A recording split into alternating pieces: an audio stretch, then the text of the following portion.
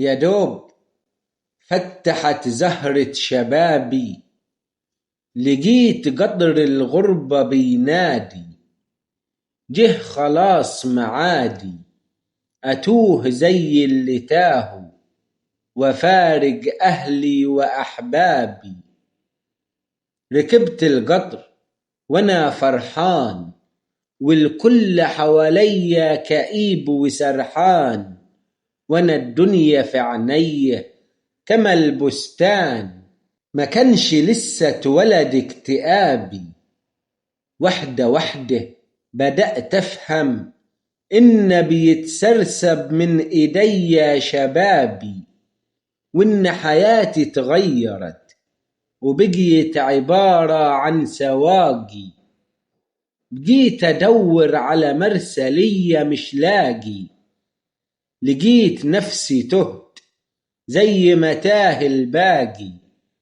وبقيت أنزل بلدي غريب، والغربة أصبحت وطني، والقرش ليا أعز حبيب، وسواد الليل سكني. من طلوع الشمس لحد ما تغيب، وأنا بتاجر ببدني، متغرب عشان أبني مستقبلي، وتايه في بلاد الله، وشبابي ضايع في البلاد، والغربة مني سرقاه. كل همي إن ابني لما يجي قبل ما يطلب الشيء يلقاه، لا يتغرب زيي ولا يشقى، ولا في يوم يقول الآه. اللي زيي عاشق العيشة في بلاده، لكن الغربة عشقاه. انت الشيء الوحيد يا غربة اللي حبتيني وما حبيتك، ولو كنتي جبل يا غربة والله لبإيدي هديتك. كم حلم فيكي ضاع، وكم جدع مليان أوجاع ما تنطاق، وكم عاشق فيكي مشتاق، وكم حبيب حكمت عليه بالفراق. يا غربة يا مفرق الأحباب، نهارك شقا وليلك عذاب. كم جسم فيكي يا غربة داب، وكم شاب جالك ورجع لما شاب، وكم موال فيك اتقال واتكتب فيك كام كتاب.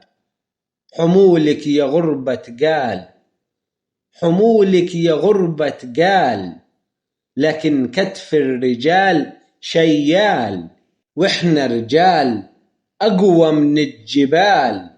وكل المصاعب عارفينها، وتهون في عينينا المتاعب، وبكل بساطة عايشينها. احنا قد الغربة وسنينها، لكن عاشقين بلادنا وطينها، عاشقين الناس اللي فيها، الناس اللي حبانه وحبينها. عاشقين بلادنا بكل تفاصيلها، جمال زرعها وعظمة نيلها. بلادنا من جمالها كل شيء فيها يغنيلها. زوار من جميع العالم بتسيب بلادها وتجيلها، وانت يا غربة سرقانة من لمة الأهل والصحبة. ملعون أبوك يا غربة، ملعون أبوك يا غربة. ضاع مني شبابي فيكي، وبرجع أزور أحبابي في التربة.